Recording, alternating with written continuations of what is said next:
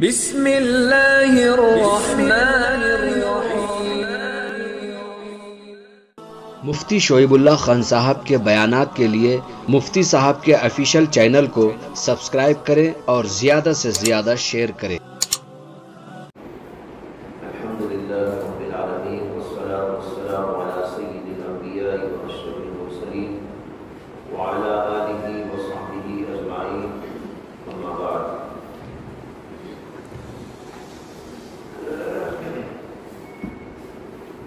کل آپ کے سامنے ذکر کیا گیا تھا کہ امام بخاری رحمۃ اللہ علیہ نے ابواب اور اس کے جو تراجم قائم کیے ہیں یہ بڑے دقیق اور عظیم الشان ہونے کی وجہ سے علماء کے درمیان میں ایک مستقل فن کی حیثیت اختیار کر گئے، اور اسی لیے اس کے اوپر بہت سارے علماء نے مستقل کتابیں لکھی، جن میں سے دو چار کا ذکر کل آپ کے سامنے کیا گیا تھا۔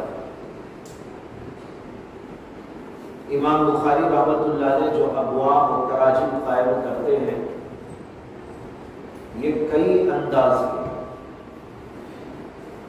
حضرت شیخ الحدیث مولانا زکریا صاحب کالنوی رحمۃ اللہ علیہ نے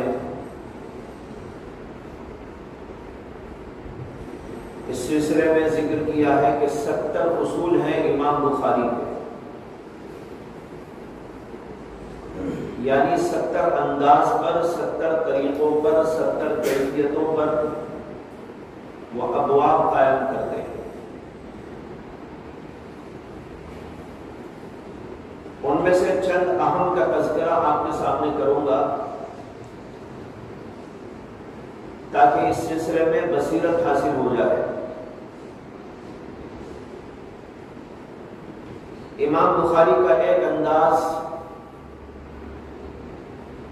باب قائم کرنے کا یہ ہے کہ وہ قرآن کریم کی آیت کو باب بناتے ہیں،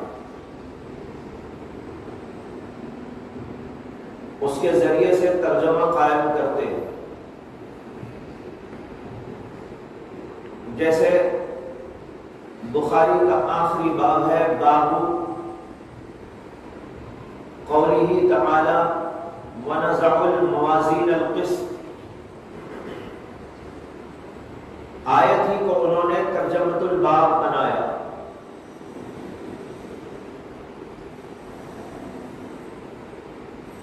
اور کبھی حدیث کو عنوان بناتے ہیں،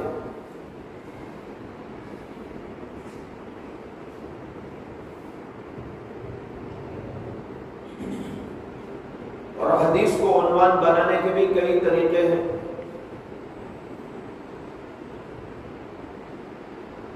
کبھی تو حدیث کو عنوان بناتے ہوئے صراحت بھی کر دیتے ہیں کہ یہ حدیث پاک ہے،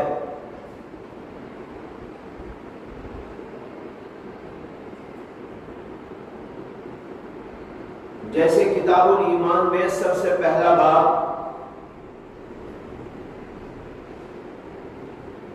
باب قول النبی صلی اللہ علیہ وسلم بنی الاسلام علی خمس قائم فرمایا۔ اس میں صراحت کی ہے کہ یہ قول رسول ہے، حدیث رسول ہے۔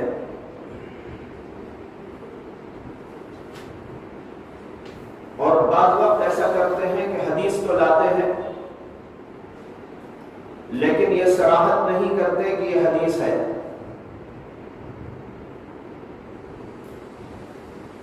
لیکن حدیث کے الفاظ کو عنوان بنا دیتے ہیں۔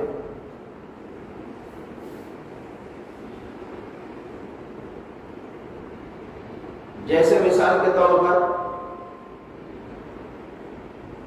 ایک باب انہوں نے قائم کیا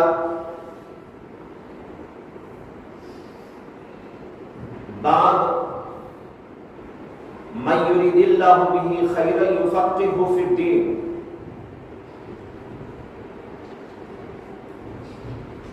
یہ حدیث کے الفاظ ہیں، لیکن اس میں یہ صراحت نہیں ہے کہ یہ حدیث ہے، بلکہ صرف یوں لکھا ہے کہ یہ باب ہے اس شخص کا کہ جس کے ساتھ اللہ بھلائی کا ارادہ کرتے ہیں تو اسے دین کی سمجھ عطا کر دیتے ہیں۔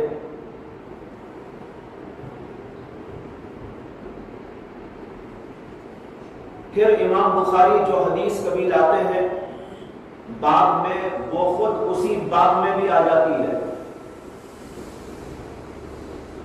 اور کبھی باب کو قائم کرتے ہیں کسی حدیث سے، لیکن جو اس باب میں حدیث لاتے ہیں وہ دوسری حدیث ہوتی ہے۔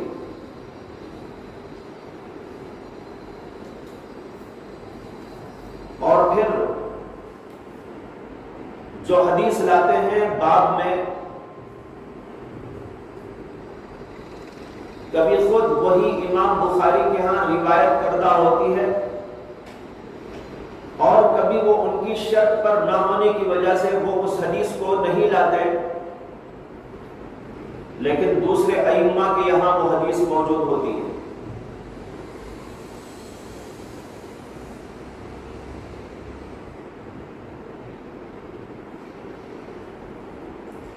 اس طریقے پر حدیث سے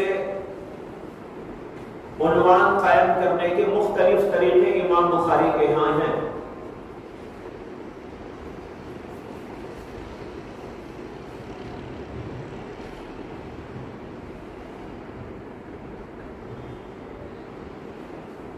اسی طرح امام بخاری کا یہ طریقہ باب قائم کرنے کا یہ ہے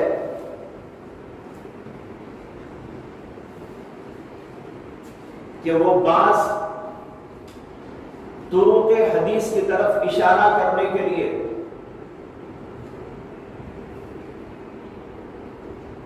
باب قائم کرتے ہیں۔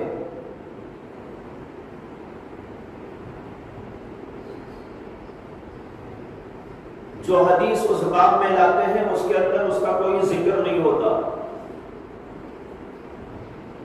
آدمی یہاں پریشان ہو جاتا ہے کہ امام بخاری نے باب کو قائم کیا ایک، لیکن جو حدیث لائے ہیں اس حدیث میں اس کا کوئی ذکر نہیں ہے، دور دور تک اس کا کوئی ذکر موجود نہیں ہے۔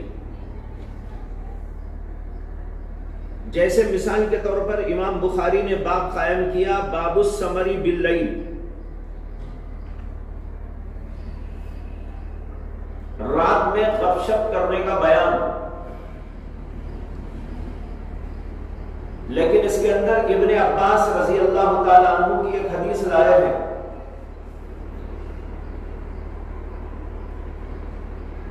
اور وہ حدیث یوں ہے کہ رسول اللہ صلی اللہ علیہ وسلم کی زوج مطہرہ حضرت میمونہ کے گھر میں ابن عباس نے رات گزاری۔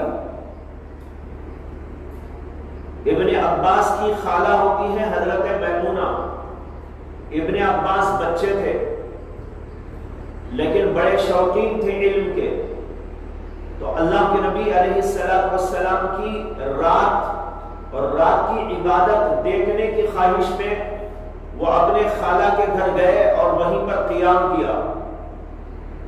اس کے اندر یہ آتا ہے کہ اللہ کے نبی علیہ السلام رات میں تشریف لائے، اور پھر اس کے بعد ایک تکیے پر ابن عباس رضی اللہ تعالی عنہ ایک طرف، اور اسی تکیے پر اللہ کے نبی علیہ السلام اور حضرت میمونہ رضی اللہ تعالی عنہ ایک طرف لیٹ گئے۔ پھر اس کے بعد رات میں اٹھ کر اللہ کے نبی علیہ السلام نے عبادت کی۔ یہ ہے حدیث۔ اب اس کے اندر رات میں بیٹھ کر گفتگو کرنے کا کوئی ذکر موجود نہیں ہے۔ باب قائم کیا ہے امام بخاری نے باب السمری باللیل، رات میں بیٹھ کر گفتگو کرنے کا بیان، لیکن اس حدیث میں دور دور تک اس کا کوئی ذکر ہی نہیں ہے۔ اب علماء پریشان ہیں کہ امام بخاری نے باب کو قائم کیا باب السمری باللیل، لیکن اس میں کوئی اس کا ذکر ہی موجود نہیں۔ شراح نے اس کا جواب دیا، مختلف جوابات دیے، ان میں سے ایک جواب یہ ہے جس کو یہاں سمجھانا مقصود ہے کہ دراصل اس طرح کرنے سے امام بخاری کا مقصد یہ ہوتا ہے کہ میں جو حدیث یہاں لایا ہوں اس کے اندر تو اس کا ذکر موجود نہیں ہے، لیکن یہی حدیث دوسری جگہ آئی ہے تو وہاں پر رات میں گفتگو کرنے کا ذکر ہے، تو وہ دوسری جگہ وہ حدیث موجود اور اس کے اندر اس کا تذکرہ موجود، تو اس کی طرف اشارہ کرنے کے لیے امام بخاری باب قائم کر دیتے ہیں۔ اب ایک بڑا دقیق علم ہے اور اس کے لیے تمام احادیث کے طرق پر نظر ضروری ہوتی ہے۔ جو لوگ احادیث کے طرق پر نظر رکھتے ہیں، اسے کہ ایک حدیث کئی طرح آتی ہے، کئی الفاظ سے آتی ہے، کسی میں کچھ اضافہ ہوتا ہے، کسی میں کچھ کمی ہوتی ہے، کسی کے اندر تقدیم و تاخیر ہوتی ہے، حدیث ایک ہی ہوتی ہے لیکن مختلف طرق سے آتی ہے تو مختلف انداز سے واقع ہوتی ہے۔ تو امام بخاری اشارہ دینا چاہتے تھے کہ اس حدیث پاک میں جو ابن عباس کی حدیث ہے، رات میں گفتگو کرنے کا بھی ذکر موجود ہے، وہ یہاں تو نہیں ہے لیکن دوسری جگہ موجود ہے۔ لیکن جس طالب علم کو یہ بات پتہ نہیں ہوتی وہ پریشان ہو جاتا ہے، ٹٹولتا رہتا ہے کہ بھئی حدیث میں تو ذکر نہیں ہے، امام بخاری باب قائم کر رہے ہیں، کہاں ہے باب السمر؟ اس میں سمر تک کا کوئی ذکر نہیں ہے، رات میں گفتگو کا کوئی ذکر نہیں ہے۔ تو اس طریقے پر امام بخاری رحمت اللہ علیہ کے ابواب کو سمجھنا بھی ایک مستقل کام ہوتا ہے۔ اسی طرح امام بخاری رحمت اللہ علیہ کبھی باب قائم کرتے ہیں کسی بات کی اولیت اولویت کا اس بات کرنے کے لیے، جیسے انہوں نے ایک باب قائم کیا ہے باب البولی قائما و قاعدا، باب البولی قائما و قاعدا، کھڑے ہو کر اور بیٹھ کر پیشاب کرنے کا بیان، اور اس کے اندر ایک حدیث لائے ہے حضرت مغیرہ بن شعبہ کی، اور اس حدیث کے اندر صرف یہ آیا ہے کہ رسول اللہ صلی اللہ علیہ وسلم نے ایک بار کھڑے ہو کر پیشاب کیا۔ اب کھڑے ہو کر پیشاب کرنے کا تو اس کے اندر ذکر آیا ہے، بیٹھنے کا کوئی ذکر نہیں ہے۔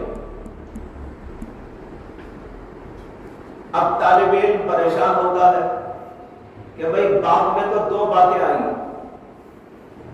بول قائمن و بول قاعدن، کھڑے ہو کر پیشاب کرنے کا بیان اور بیٹھ کر پیشاب کرنے کا بیان، لیکن حدیث جو لائے ہیں اس کے اندر تو صرف ایک بات آئی۔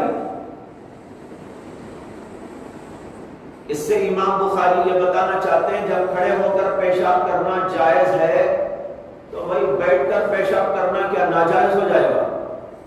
وہ تو بدرجہ اولا ثابت۔ قرآن میں اللہ تعالیٰ نے کہا وَلَا تَقُلْ لَهُمَا اُفْ، والدین کو اف تک نہ کہو۔ جب اللہ نے کہا اف تک نہ کہو تو اس سے خود سمجھ میں آ گیا کہ بھئی والدین کو مار نہیں سکتے، والدین کو گالی نہیں دے سکتے، والدین سے کوئی اور برا سلوک نہیں کر سکتے، اسی کے جب اف تک کہنا ناجائز ہے تو پھر اس سے بڑی بات کیسے جائز ہو سکتی ہے؟ وہ تو بدرجہ والا ناجائز ہو جاتی ہے۔ تو یہاں اف تک نہ کہو کہنے سے یہ خود سمجھ میں آ جاتا ہے کہ اس سے بڑی کوئی بات کرنا جائز ہی نہیں ہے۔ اس کو کہتے ہیں اثبات بالاولویت۔ اسی طرح کئی امام بخاری ایسا کرتے ہیں کہ باب میں ایک بات ذکر کرتے ہیں، دوسری بات کا اثبات بطریق اولویت کرتے ہیں۔ اور کبھی ترجمہ قائم کرتے ہیں سوالیہ انداز کا،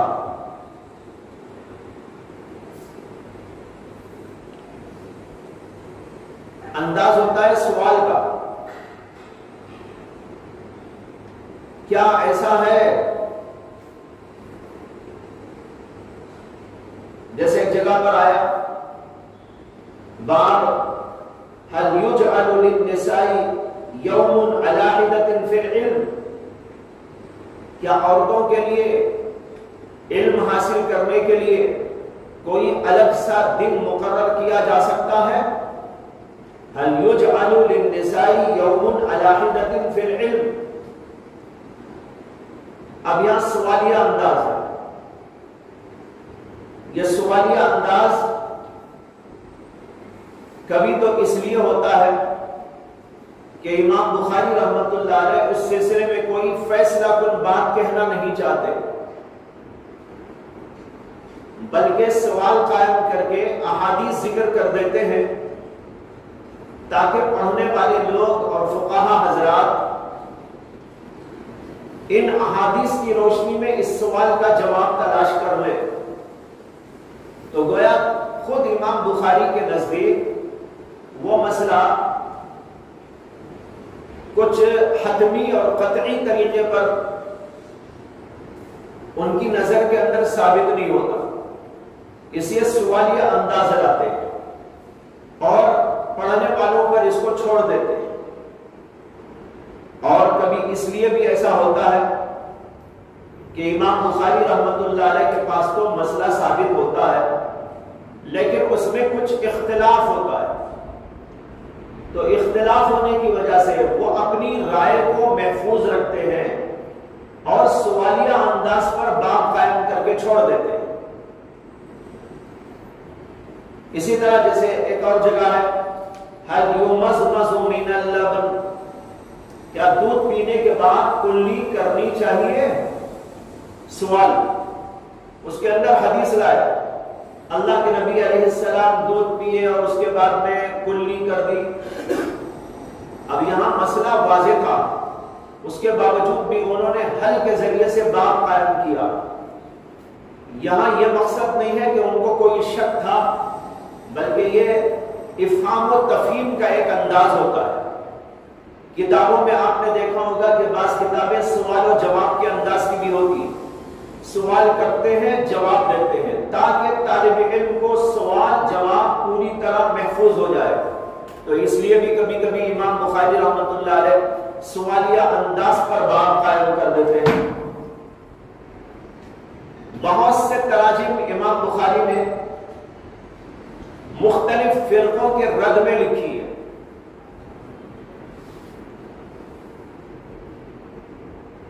مختلف فرقے جو گمراہ تھے، راہ حق سے ہٹے ہوئے تھے، ان کا رد کرنا مقصود تھا. اسے امام بخاری رحمت اللہ علیہ نے بہت سارے تراجم اس لیے قائم کر دیے کہ ان لوگوں کا رد ہو. جیسے انہوں نے کتاب الایمان میں بہت سارے ابواب قائم کیے.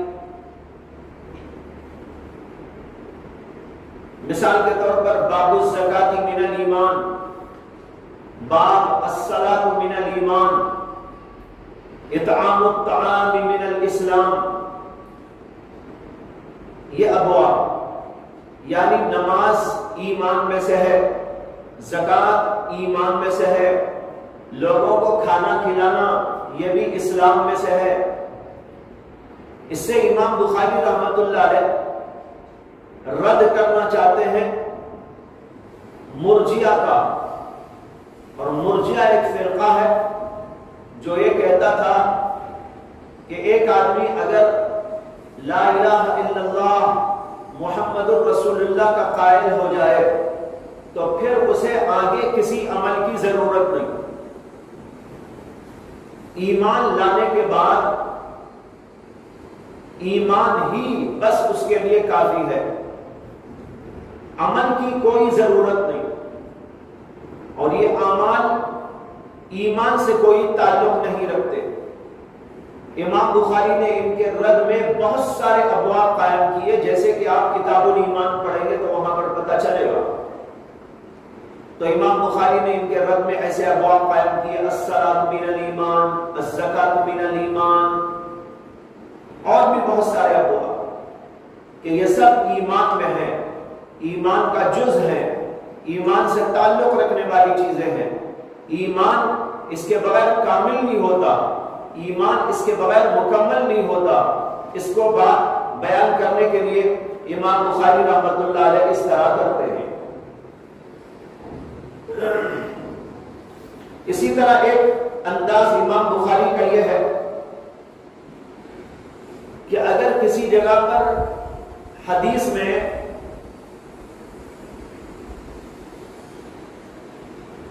دو احتمالات ہوں،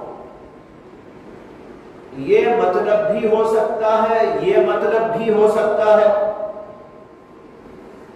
تو امام بخاری رحمۃ اللہ علیہ ان میں سے ایک کی تعلیم کے لیے باب قائم کر دیتے ہیں، یہ بتانے کے لیے کہ اس حدیث میں یہ مطلب ہے، دوسرا مطلب نہیں ہے۔ اسے کہ آپ جانتے ہیں کہ بعض وقت احادیث کے الفاظ کے اندر دو دو تین تین معنی کی گنجائش ہوتی ہے۔ قرآن کی آیات میں بھی بہت سی آیات ایسی ہیں جن کے اندر ایک سے زائد معنی کا احتمال ہوتا ہے، جیسے مثال کے طور پر وَالْمُطَلَّقَاتُ يَتَرَبَّصْنَ بِأَنفُسِهِنَّ ثَلَاثَةَ قُرُوءٍ، یا لفظ قروء جو آیا ہے آپ نے پڑھا ہوگا کہ اس کے معنی دو طرح کے کیے گئے ہیں۔ امام ابو حنیفہ کے نزدیک اس کا معنی تو ہے حیض، امام شافعی رحمۃ اللہ علیہ کے نزدیک اس کا معنی ہے طہر۔ تو اب دیکھو ایک ہی لفظ میں دو احتمال ہیں، یہ معنی بھی ہو سکتا ہے، یہ معنی بھی، حدیث میں بھی اس طرح ہو سکتا ہے۔ تو امام بخاری کیا کرتے ہیں، ترجمہ قائم کرتے ہیں، ترجمے میں صراحت کرتے ہیں اس معنی کی جو ان کے نزدیک متعین ہوتا ہے۔ اس طرح احد الاحتمالین کی تعلیم کے لیے امام بخاری باب قائم کرتے ہیں۔ کبھی باب قائم کرتے ہیں امام بخاری اس وجہ سے کہ حدیث کی شرح ہو جائے، حدیث کی توضیح و تشریح مقصود ہوتی ہے۔ مثلا ایک باب انہوں نے قائم کیا ہے، باب ما کان النبی صلی اللہ علیہ وسلم یتخولهم بالموعظۃ والعلم کی لا ينفروا،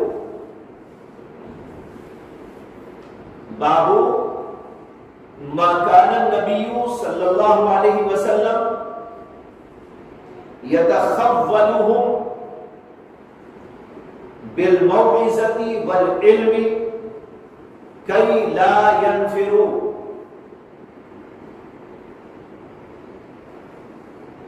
اس کا مطلب یہ ہے کہ اللہ کے نبی علیہ السلام حضرات صحابہ کرام کی رعایت کیا کرتے تھے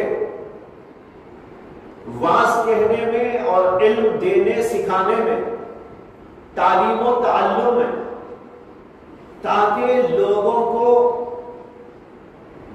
نفرت نہ آ جائے۔ اسی اللہ کے نبی علیہ السلام کا طریقہ یہ تھا کہ واعظ کہتے تھے، روز نہیں واعظ کہتے تھے، بلکہ بیچ میں گیپ دیتے تھے تاکہ ایسا نہ ہو کہ بھائی کام کاج کرنے والے لوگ، محنت کرنے والے لوگ، مختلف کام دھام میں لگنے والے لوگ وہ ہر روز کیسے آ جائیں گے، ہر روز کس طریقے پر باس کی مجلس میں شامل ہو جائیں گے، کہیں ایسا نہ ہو کہ ان کو اس سے کراہت ہو جائے۔ اس کے لیے اللہ کے نبی علیہ السلام کا طریقہ تھا یتخولهم بالموعظۃ والعلم، علم اور واعظ و نصیحت کے سلسلے میں لوگوں کی رعایت کیا کرتے تھے۔ یہ باب قائم کیا، اور اس باب کے اندر جو حدیث لائے ہیں اس کے اندر لفظ دوسرا ہے، کئی لا ينفروا نہیں ہے، اسی طرح کے الفاظ ہیں یتخولهم بالموعظۃ والعلم کراہیت السامہ۔ اب دیکھو کراہیت السامہ لفظ آیا، امام بخاری اس کی تشریح کر رہے کئی لا ينفروا، کراہیت السامہ کا بھی وہی مطلب ہے کہیں لوگوں کو بیزاری نہ ہو جائے، اسی کے لیے لفظ کیلا ینفروا لا کر گویا تشریح کر دی امام بخاری رحمۃ اللہ علیہ نے کہ کراہیت السماع کا مطلب کیا ہے۔ تو بہت سے ابواب آپ کو ایسے ملیں گے کہ حدیث ہے اور امام بخاری اسی حدیث کے الفاظ کو لے کر اس کی تشریح کر رہے ہیں، تو تشریح کرنے کے لیے باب قائم کرتے ہیں۔ یہ مختلف انداز ہیں امام بخاری رحمۃ اللہ علیہ کے، اور یہ جب آپ کتاب پڑھیں گے تو یہ سارے انداز آپ کے سامنے آتے چلے جائیں گے۔ اور کبھی ایسا بھی کرتے ہیں کہ ایک باب لاتے ہیں، اس باب میں ایک حدیث آتی ہے اور اس سے کوئی سوال پیدا ہوتا ہے طالب علم کے ذہن میں، اس سوال کے جواب کو حل کرنے کے لیے بعد میں دوسرا باب قائم کر دیتے ہیں، جس سے یہ سمجھ میں آ جاتا ہے کہ اوپر کے باب میں جو حدیث تھی اس کا مفہوم کیا، معنی کیا، اور اس سے جو سوال پیدا ہوا تھا اس کا جواب کیا۔ تو اس طرح دوسرا باب دراصل پہلے باب میں پیدا ہونے والے سوال کا جواب ہوتا ہے۔ اس طریقے پر ہیں مختلف انداز امام بخاری رحمۃ اللہ علیہ کے، اور جیسے کہ میں نے عرض کیا کہ 70 طریقے ہیں امام بخاری، ان ساروں کی تفصیل حضرت شیخ الحدیث مولانا زکریا صاحب کانلوی رحمۃ اللہ علیہ نے لامع الدراری فی تقریر البخاری میں درج کی ہے۔ اس کے مقدمے میں یہ لامع الدراری حضرت مولانا رشید احمد گنگوہی رحمۃ اللہ علیہ کی بخاری شریف کی تقریر ہے۔ بخاری کی وہ جو تقریر فرماتے تھے اس کو حضرت شیخ الحدیث مولانا زکریا صاحب کانلوی رحمۃ اللہ علیہ کے والد محترم حضرت مولانا یحییٰ صاحب کانلوی نے لکھ لیا تھا، وہ ان کے شاگرد تھے، وہ لکھتے تھے۔ تقریر تو اردو میں ہوتی تھی لیکن مولانا یحییٰ صاحب کانلوی اس کو عربی میں جو ہے مرتب کرتے تھے، تو انہوں نے عربی میں وہ تقریر مرتب کر دی۔ اس تقریر پر شیخ الحدیث مولانا زکریا صاحب کانلوی نے حواشی لکھے اور اس کا ایک جامع مقدمہ لکھا۔ اس مقدمے میں یہ تفصیل موجود ہے جو ابھی آپ کے سامنے عرض کی گئی، اور اس میں 70 طریقے بتائے اور ان کی تشریحات موجود ہیں۔ وہ کتاب اور اس کا مقدمہ پڑھنے کے لائق ہے، یہاں کتب خانے میں بھی موجود ہے۔ آپ لوگوں کو وقت فرصت اس طرح کی کتابوں کا مطالعہ جاری رکھنا چاہیے۔ اس کے بعد آخری بات اس سلسلے کی، ایک بات کہنا بھول گیا، اور وہ یہ ہے کہ امام بخاری رحمۃ اللہ علیہ جو ترجمۃ الباب قائم کرتے ہیں تو اس کے اندر کبھی حدیث لاتے ہیں تعلیقاً۔ تعلیقاً کا مطلب ہوتا ہے بغیر سند کے لاتے ہیں۔ اصل کتاب میں تو سند کے ساتھ حدیث آتی ہے، لیکن ترجمۃ الباب میں جو حدیث لاتے ہیں تو کبھی تعلیقاً ذکر کرتے ہیں، اس کی کوئی سند نہیں ہوتی، اور پھر اس کو لانے کے ان کے 2 طریقے ہیں۔ کبھی تو وہ تعلیقاً حدیث لاتے ہیں تو اس کے لیے معروف کا صیغہ استعمال کرتے ہیں، اور کبھی مجہول کا صیغہ استعمال کرتے ہیں۔ معروف کا صیغہ مثال کے طور پر قال النبی صلی اللہ علیہ وسلم، یا قال جابر عن النبی صلی اللہ علیہ وسلم۔ اب اس میں قال کا لفظ آیا، یا روا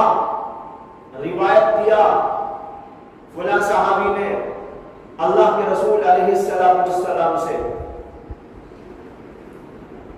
یہ ہے معروف صیغے کے ساتھ اس کی تعبیر، اور کبھی کبھی مجہول صیغہ استعمال کرتے، یربا عن فلان، یربا عن النبی صلی اللہ علیہ وسلم، یہ مجہول کا صیغہ ہے۔ حضرات شراح لکھتے ہیں کہ جو حدیث امام بخاری تعلیقاً لاتے ہیں اس کی سند اگر ان کے نزدیک معتبر اور صحیح ہوتی ہے اور قابل لحاظ اور قابل احتجاج ہوتی ہے تب تو وہ معروف کے صیغے سے لاتے ہیں، اور اگر ان کے نزدیک اس کی سند کے اندر ضعف اور کمزوری ہوتی ہے تو وہاں پر وہ مجہول کا صیغہ استعمال کرتے ہیں۔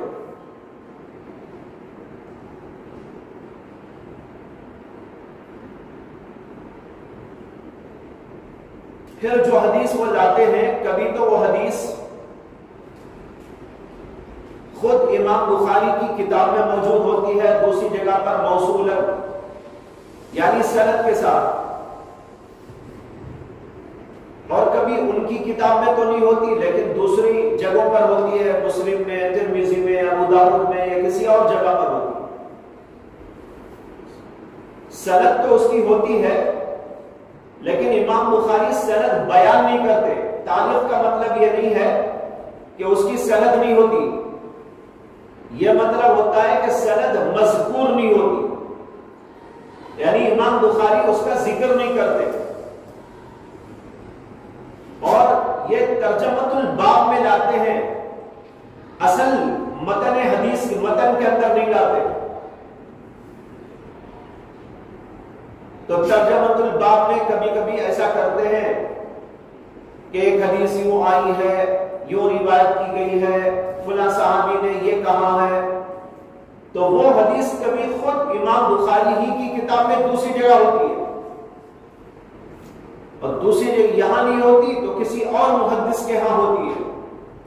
پھر وہ اگر صحیح حدیث ہوتی ہے تو امام بخاری اس کو ذکر کریں گے معروف کے صیغے کے ساتھ، اور اگر ان کے نزدیک وہ حدیث کمزور اور ضعیف قسم کی ہوتی ہے تو وہاں پر مجہول کا صیغہ استعمال کریں گے۔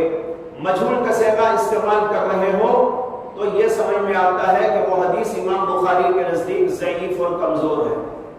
یہ ہے تعلیقات۔ آخری بات یہ ہے کہ امام بخاری رحمۃ اللہ علیہ اور اسی طرح دیگر محدثین انہوں نے اپنی جو کتابیں لکھی تو اس میں انہوں نے کچھ شرائط کا لحاظ رکھا۔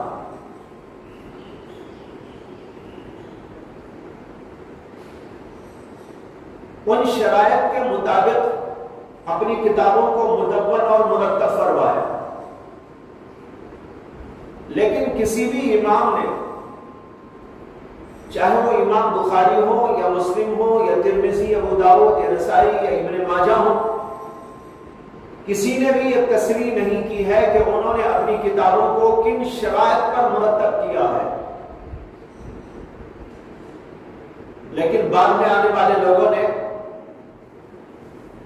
ان حضرات کے صنیع اور طرز عمل سے کچھ باتیں اخذ کرنے کی کوشش کی کہ امام بخاری کی یہ شرائط تھی، امام مسلم کی یہ شرطیں تھیں، فلاں کی یہ شرطیں تھیں۔ یہ جو کچھ شرطیں اخذ کی گئی ہیں یہ ان حضرات کے صنیع و طرز عمل سے ہے، صراحتاً کہیں پر بھی ان بزرگوں سے کوئی بات ثابت نہیں۔ اس سلسلے میں سب سے پہلے امام ابو عبداللہ ابن مندہ رحمۃ اللہ علیہ نے کتاب لکھی،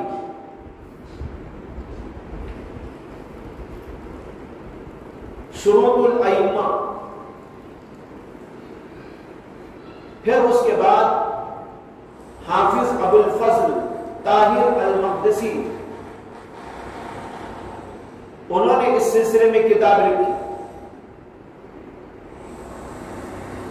اور ان کی کتاب کا نام شروط الائمۃ الستہ ہے۔ اس کے بعد امام ابو بکر الحازمی نے ایک کتاب اس سلسلے میں لکھی اور اس کا نام رکھا شروط الائمۃ الخمسہ۔ تو سب سے پہلے اس سلسلے میں لکھنے والے ابن مندہ ہیں اور ان کی کتاب کا نام ہے شروط الائمہ۔ دوسرے بزرگ ابو الفضل طاہر ہیں، ان کی کتاب کا نام ہے شروط الائمۃ الستہ۔ اس کے اندر صحاح ستہ کے مصنفین کے شروط کا ذکر کیا گیا ہے، اور ابو بکر حازمی نے شروط الائمۃ الخمسہ 5 بزرگوں کے شرائط پر بحث کی۔ انہوں نے ابن ماجہ کو نکال کر باقی کے بارے میں تبصرہ کیا،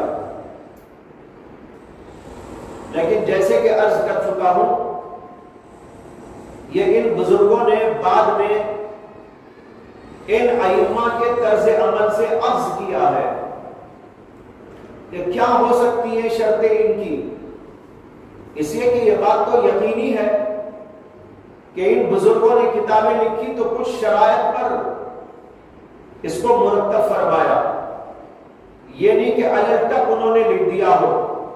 ان کے پیش نظر کوئی شرطیں تھی، کچھ التزامات تھے۔ جیسے اتنی بات تو ہم جانتے ہیں کہ امام بخاری رحمۃ اللہ علیہ نے کتاب لکھی تو اس کے اندر صحیح حدیث ہی درج کرنے کا اہتمام کیا۔ ابھی جو میں نے تعلیقات کا ذکر کیا کہ اس کے اندر وہ یروا وغیرہ کے الفاظ سے حدیث کے ضعف کی طرف اشارہ کرتے ہیں، وہاں یہ بھی بتایا کہ یہ وہ ترجمۃ الباب میں لاتے ہیں، اصل کتاب میں نہیں لاتے۔ اصل کتاب میں جو حدیث بھی لاتے ہیں وہ صحیح حدیث ہوتی ہے۔ تو اتنی بات تو ہم کو معلوم ہے کہ امام بخاری جو حدیث بھی لاتے ہیں کتاب میں وہ صحیح ہوتی ہے ان کے نزدیک، لیکن اس کے علاوہ بھی کچھ اہتمامات ہیں، التزامات ہیں، کچھ خصوصیات ہیں جن کو پیش نظر رکھ کر امام بخاری رحمۃ اللہ علیہ نے کتاب لکھی۔ اسی طرح امام مسلم نے بھی اپنے پیش نظر کچھ چیزیں رکھی اور اس کے مطابق انہوں نے اپنی کتاب کو مرتب فرمایا۔ تو اس طرح تمام ان بزرگوں نے کچھ شرائط کا اور کچھ التزامات کا کچھ نہ کچھ لحاظ رکھتے ہوئے کتابوں کو لکھا۔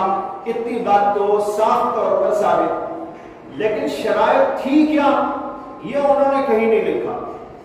اب بعد میں آنے والوں نے اس کو اخذ کیا ان کے طرز عمل سے، سنیڑ سے، اور اس کو مرتب اور مدون کیا۔ جہاں تک امام بخاری کی شرطیں ہیں، اس کے بارے میں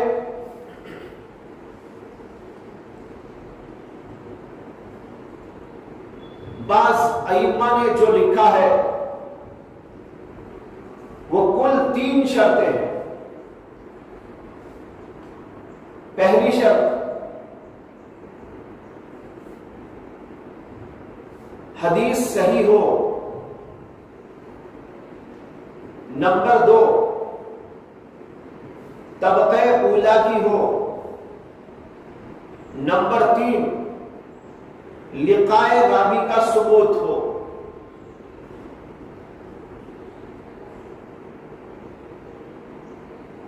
امام بخاری کے پیش نظر یہ 3 شرطیں رہیں۔ سب سے پہلے تو شرط تھی کہ حدیث صحیح ہو۔ حدیث صحیح کسے کہتے ہیں؟ جس کے اندر 5 شرطیں پائی جائے۔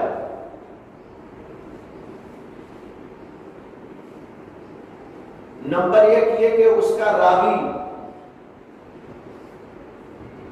ثقہ ہو، یعنی قابل اعتماد، سچا، پکا، امانت دار، دیانت دار۔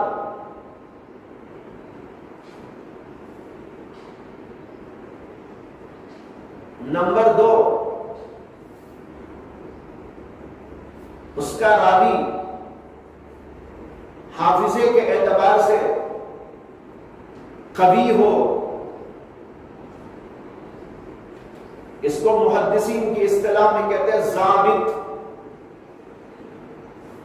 یعنی اس کے اندر حفظ اور ضبط کامل درجے کا ہو۔ نمبر 3،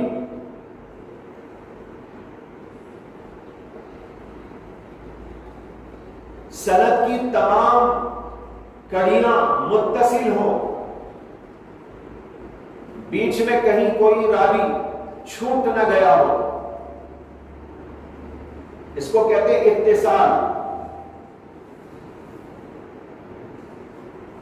چوتھی شرط یہ ہے کہ وہ شاذ نہ ہو، اور شاذ کے معنی یہ آتے ہیں کہ ایک روایت ایک محدث نے بیان کی اور کئی لوگ اس کو ان سے روایت کر رہے ہیں، ان کے شاگرد،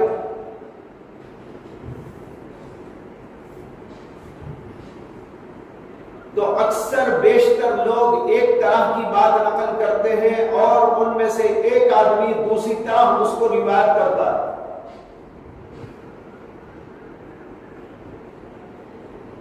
تو جو ایک شخص اگرچہ وہ پکا وہ سچا ہے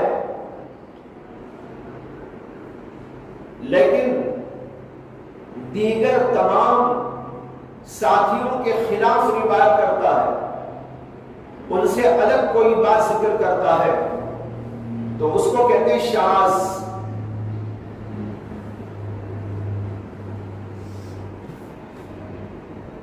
ایک مثال سمجھ لیجئے، جیسے مثال کے طور پر میں نے ایک بات بیان کی آپ کے سامنے،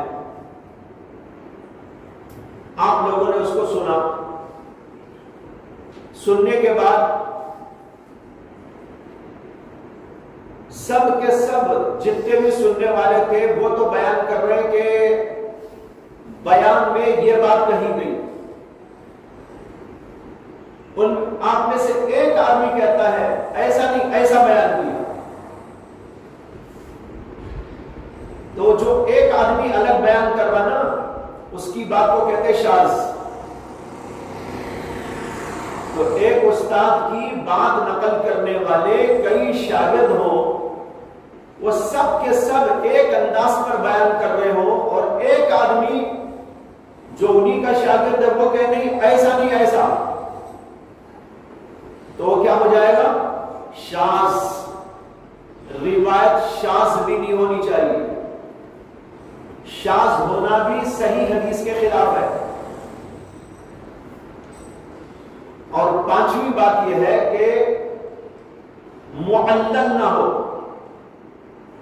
معلل کہتے ہیں حدیث کے اندر علت خفیہ نہ ہو، یعنی بظاہر تو لگ رہی ہے کہ حدیث صحیح ہے لیکن اس کے اندر کوئی دقیق قسم کی علت اور خرابی موجود ہے، اور اس کو بڑے بڑے محدثین پہچانتے ہیں، تو اس کے اندر کوئی علت نہ ہو، یعنی علت خفیہ نہ ہو، اس کو کہتے ہیں معلل۔ معلل بھی نہیں ہونا چاہیے۔ اب یہ ہوئی 5 شرطیں، یہ 5 شرطیں پائی جاتی ہیں تو حدیث کو صحیح کہا جاتا ہے۔ نمبر 1، اس کا راوی ثقہ ہو۔ نمبر 2، اس کا راوی ضابط اور حافظ ہو۔ نمبر 3، سلسلہ سند میں اتصال ہو۔ نمبر 4، شاذ نہ ہو۔ نمبر 5، اس کے اندر علت خفیہ نہ ہو، یعنی وہ معلل نہ ہو۔ یہ آپ نے اصول حدیث کی کتاب میں پڑھ لیا ہوگا، میں نے دوہرا دیا تاکہ آپ کا وہ علم ذرا تازہ ہو جائے، ورنہ تو یہ بات آپ کی پڑھی ہوئی ہے۔ تو جو حدیث ان شرائط پر بیٹھتی ہے اس کا نام ہوتا ہے حدیث صحیح۔ امام بخاری جو حدیث بھی لائیں گے وہ حدیث ان تمام شرائط پر اتری ہوئی اور اس پر منطبق ہوگی اور اس سے ہٹی ہوئی کوئی حدیث نہیں ہوگی۔ ایک شرط تو ان کی ہے۔ دوسری شرط یہ ہے کہ طبقے اولا کی ہو۔ اب یہاں پر آپ کو تھوڑی سی سمجھداری سے کام لینا ہوگا، توجہ دینی ہوگی۔ طبقے اولا کی ہو کا مطلب یہ ہے کہ اس کے جتنے بھی راوی ہیں وہ راوی اعلیٰ درجے کے راوی ہو۔ راویوں میں بھی الگ الگ درجے کے راوی ہوتے ہیں، الگ الگ ان کا مقام ہوتا ہے۔ علماء نے لکھا ہے کہ راویوں کے 5 طبقے ہیں۔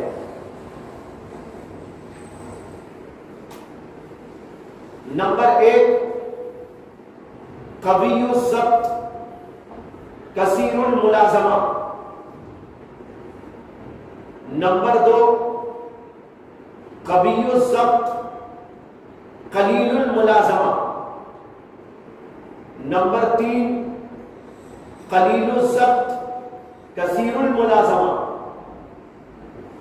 نمبر 4 قلیل الضبط قلیل الملازمہ۔ نمبر 5 ضعفاء و مجاہیل۔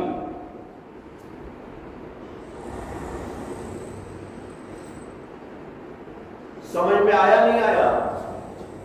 تشریح سن لیجئے۔ راویوں کے 5 طبقے بیان کیے گئے، ان میں سب سے پہلا طبقہ ہے قوی الضبط کثیر الملازمہ۔ قوی الضبط وہ آدمی ہوتا ہے جس کا حافظہ بڑا زبردست ہو اور اعلیٰ درجے کا ہو، اور اسی کے ساتھ ساتھ وہ آدمی کثیر الملازمہ ہو، یعنی اپنے استاد سے چمٹا ہوا ہو۔ ملازمت کے معنی چمٹنا، یعنی ہر وقت استاد کے پاس رہتا ہو، بار بار آتا جاتا ہو، ان کی خدمت میں لگا رہتا ہو، برابر آنا جانا، یہ نہیں کہ بھئی کبھی کبھی آیا اور سن لیا اور چلا گیا، نہیں، کثیر الملازمت۔ جس آدمی کے اندر یہ 2 صفتیں پائی جائے، صداقت، ثقاحت، عدالت، وہ تو ہے، اس کے ساتھ ساتھ اس کے اندر یہ باتیں پائی جائے کہ وہ حافظے کے اعتبار سے بہت زبردست قوت رکھنے والا ہو، اور اسی کے ساتھ استاد سے بڑا گہرا ربط و ضبط و تعلق رکھتا ہو، بار بار آتا جاتا اور برابر سنتا رہتا ہو، ایسے آدمی کا نام ہے کثیر الملازمت۔ جو آدمی قوی الضبط بھی ہو، کثیر الملازمت بھی ہو، یعنی حافظہ بھی اس کا بڑا زبردست ہو کہ جو سنتا ہے یاد ہو جاتا ہے، اور اسی کے ساتھ استاد کے پاس برابر آتا جاتا رہتا ہو، تو اس کے بارے میں کیا کہنا کہ اس کا علم کہاں سے کہاں پہنچ جائے گا۔ یہ ہے سب سے پہلا طبقہ۔ طبقے اولا سے مراد یہ ہے، سمجھ میں آئی نا بات؟ امام بخاری جو حدیث لاتے ہیں وہ صحیح بھی ہوتی ہے، اور اسی کے ساتھ اس کے تمام راوی پہلے درجے کے راوی ہوتے ہیں، یعنی قوی الضبط و کثیر الملازمت ہوتے ہیں۔ یہ ہے امام بخاری کی شرط۔ دوسرا طبقہ میں نے بتایا قوی الضبط قلیل الملازمہ، حافظے میں تو بڑا زبردست ہے لیکن استاد کے پاس لگے رہنے میں کمزور ہے، کبھی کبھی آ جاتا ہے، کبھی کبھی آ جاتا ہے، سن لیتا ہے، اسے اس کو کہتے ہیں قلیل الملازمت، کم آنا جانا، کم تعلق رکھنا۔ یہ دوسرا طبقہ ہے۔ تیسرا طبقہ میں نے بیان کیا قلیل الضبط کثیر الملازمت، استاد کے پاس تو ماشاءاللہ بہت آتا جاتا ہے لیکن حافظہ اتنا قوی نہیں۔ یہ تیسرے درجے کے راوی۔ اور آخری درجے میں قلیل الضبط، قلیل الملازمت، حافظہ بھی قلیل، آنا جانا بھی کم، تو یہ چوتھے درجے کا راوی ہے۔ اور آخری درجہ ہے ضعفاء و مجاہیل، ضعیف قسم کے راوی، یادداشت کچھ نہیں، اور مجہول قسم کے، پتہ نہیں کون کہاں کے کیسے کیا حالات کیا ان کی صفات خصوصیات کچھ پتہ نہیں، ایسے کو کہتے ہیں مجاہیل۔ امام بخاری پہلے درجے کے جو راوی ہیں ان کی روایت کو لیتے ہیں، اور امام مسلم رحمت اللہ علیہ پہلے درجے اور دوسرے درجے دونوں کے راویوں کو لیتے ہیں۔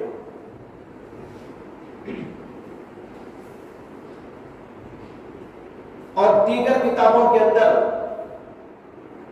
جو اور قسم کے راوی ہیں وہ بھی موجود ہیں، جیسے ترمذی میں، ابو داؤد میں، نسائی میں، ابن ماجہ میں۔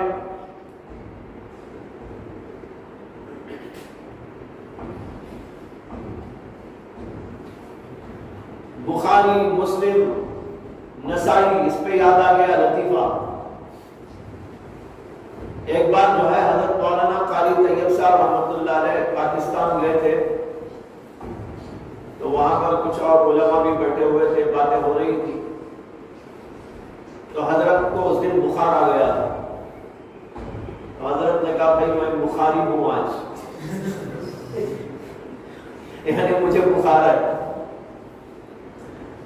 اور ایک صاحب کہنے لگے میں تو الحمدللہ مسلم ہوں، اور ایک صاحب کہنے لگے کہ میں نسائی بھی ہوں، کسی کے بیوی بچے والا ہوں۔ تو بہرحال یہ حضرات جو ہے ان سب میں سے لے لیتے ہیں۔ تو یہ میں نے شرط سمجھائی آپ کو۔ پہلی شرط کیا تھی؟ حدیث کا صحیح ہونا۔ دوسری شرط طبقے اولا کا راوی ہونا۔ پھر میں نے آپ کو بتا دیا طبقات 5 ہوتے ہیں، ان میں سے امام بخاری کی شرط یہ ہے کہ پہلے طبقے کے راوی کی روایت کو لیتے ہیں، وہ دوسرے طبقے کے راویوں کی روایت قبول نہیں کرتے۔ 2 شرطیں یہ ہو گئی۔ اب ایک تیسری شرط ہے، اسے بھی سمجھنا ہے آپ کو۔ تیسری شرط ہے لقائے راوی کا ثبوت ہو۔ مسلم شروع ہو گئی آپ کی؟ نہیں، مسلم کے اندر اس بات پر بہت تفصیلی گفتگو آپ پڑھیں گے مقدمے میں۔ یہ ایک بہت بڑا اختلافی مسئلہ ہے، اصولی مسئلہ جو محدثین کے ہاں ہے۔ میں تھوڑی سی تفصیل سے اس کو آپ کے سامنے ذکر کروں گا۔ اختلاف ہے اس بات میں کہ 2 آدمی ایک ہی زمانے کے ہیں اور دونوں کی ملاقات کا امکان بھی ہے، اور ان میں سے ایک دوسرے سے روایت کرتا ہے، کہتا ہے کہ فلاں نے مجھے بتایا، فلاں سے روایت کرتا ہوں۔ مثال کے طور پر سمجھ لو کہ امام زہری رحمت اللہ علیہ روایت کر رہے ایک شیخ سے، دونوں ہم عصر ہیں، دونوں کا زمانہ ایک ہے، اور دونوں کی ملاقات کا امکان بھی ہے، لیکن دونوں کی ملاقات ہوئی اس کا کوئی ثبوت نہیں ہے۔ تاریخ سے ان دونوں کی ملاقات کا کوئی ثبوت نہیں ہے۔ تو اگر امام زہری اس شیخ سے روایت کر رہے ہوں جس سے ان کے ملنے کا امکان تو موجود ہے، معاصرت موجود ہے، لیکن ثبوت نہیں ہے کہ ان دونوں کی آپس میں ملاقات ہوئی، تو امام بخاری رحمت اللہ علیہ اس حدیث کو نہیں لیتے۔ لیکن امام مسلم اس حدیث کو لے لیتے ہیں. امام مسلم کی رائے یہ ہے کہ امکان لقاء کافی ہے. امام بخاری کہتے ہیں امکان لقاء کافی نہیں بلکہ ثبوت لقاء ضروری ہے. یہ ہے ایک اختلافی مسئلہ. جیسے کہ میں نے کہا کہ زہری اگر کسی شخص سے روایت کر رہے ہوں، زمانہ تو ایک ہے، ملنے کی چانسیں بھی موجود ہیں، امکانات موجود ہیں، لیکن کسی اور ذریعے سے یہ پتہ نہیں ہے کہ دونوں کی کبھی ملاقات ہوئی ہے، وہ ان کی صحبت میں بیٹھے ہیں، ان کی خدمت میں گئے ہیں. اگر ایسی کوئی بات ثابت نہیں ہے تو امام بخاری رحمۃ اللہ علیہ محض امکان لقاء کو کافی نہیں سمجھتے حدیث کے صحیح ہونے کے لیے، بلکہ وہ یہ سمجھتے ہیں دونوں کی ملاقات کا ثبوت ہونا بھی ضروری. اس مسئلے کا عنوان ہے امکان لقاء. مسئلہ امکان لقاء. امام مسلم رحمۃ اللہ علیہ کی رائے یہ ہے، اسی طرح بہت سارے ائمہ کی رائے یہ ہے کہ اگر دو آدمی سچے، پکے، دیانتدار، امانتدار، صادق ایک دوسرے سے روایت کر رہے ہو، زمانہ ان کا ایک ہو، امکان لقاء موجود ہو، اور وہ کہہ رہے ہو کہ میں ان سے روایت کر رہا ہوں، تو ہم ان کو سچا مانیں گے.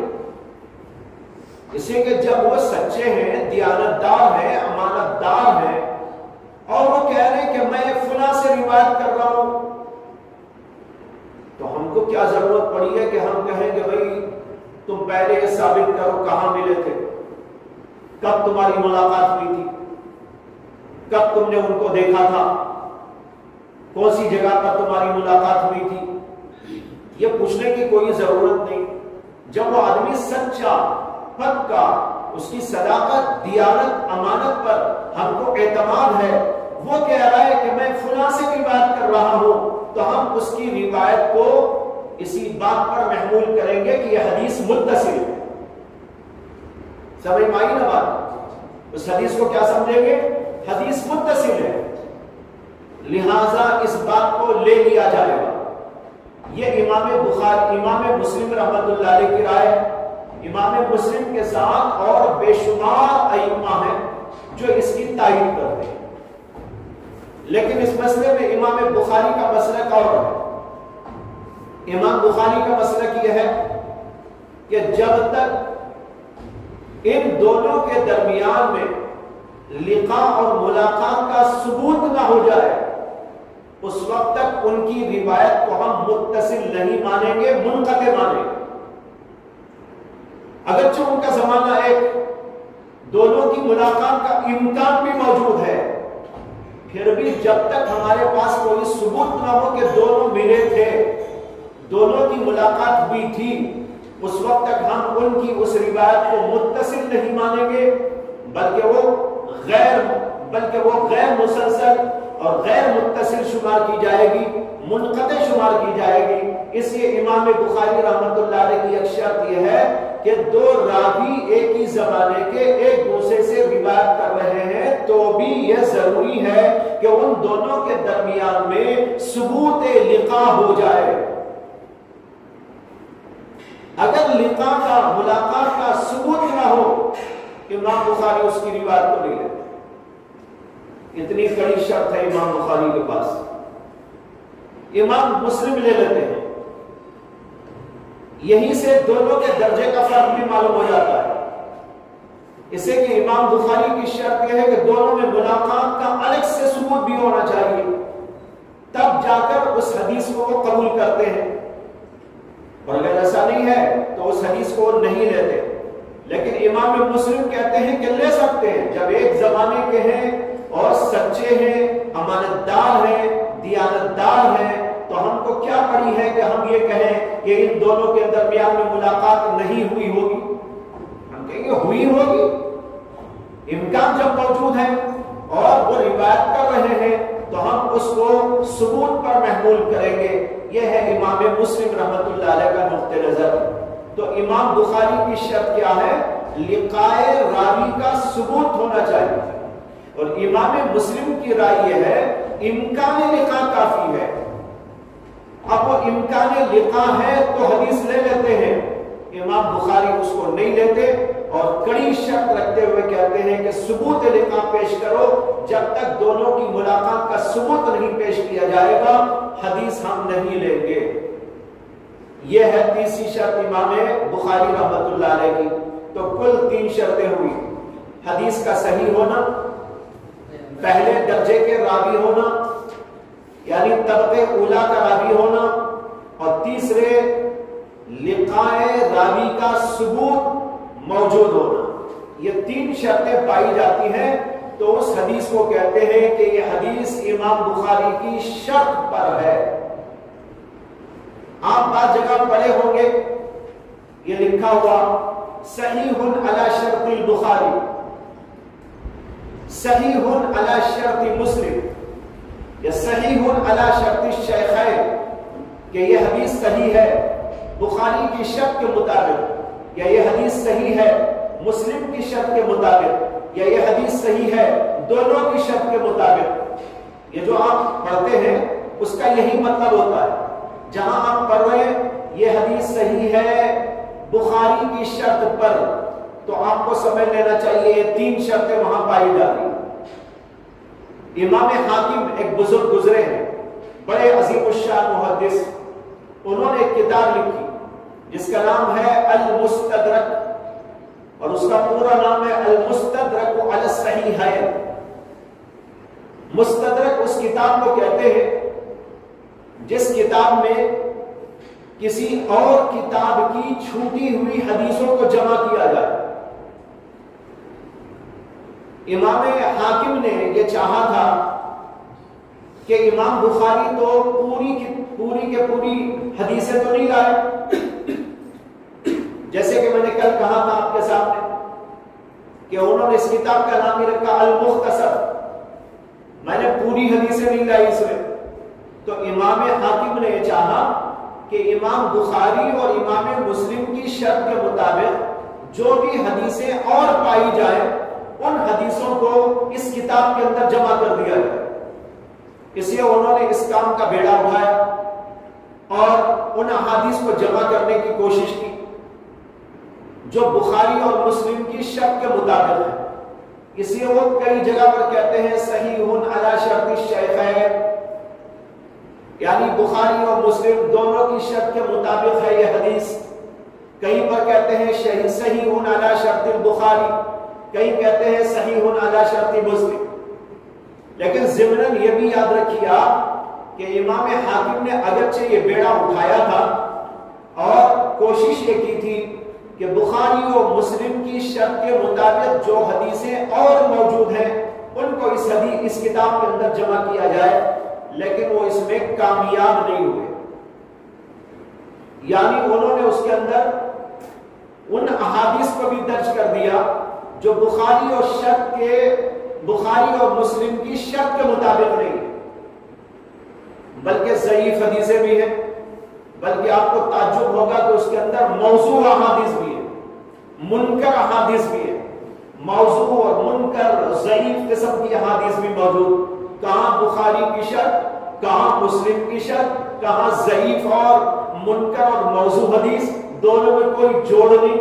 لیکن امام حاکم رحمت اللہ علیہ ذرا متساہل ہوئے تھے اور ان کے اس تساہل کے نتیجے میں ایسا ہو گیا کہ حدیثیں وہ بھی آئی اس میں جو بخاری اور مسلم کی شرط کے مطابق ہے، لیکن بہت سی حدیثیں وہ بھی اس کے اندر آ گئی جو بخاری اور مسلم کی شرط کے مطابق بھی نہیں ہے، بلکہ اس کے بالکل خلاف موضوع اور منکر اور ضعیف احادیث بھی بہت ساری اس کے اندر درج ہو گئی۔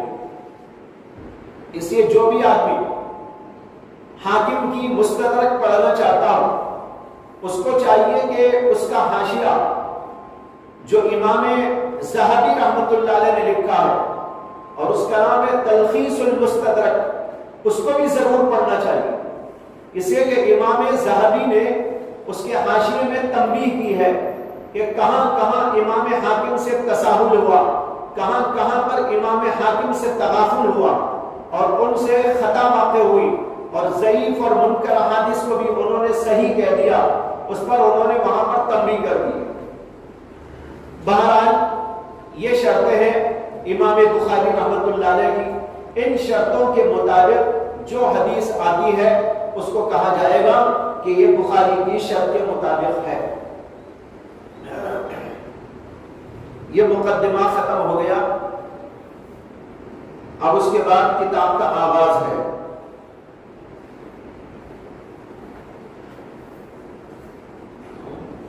کتاب کل شروع کروں گا، ابھی ترمذی لے لیجیے۔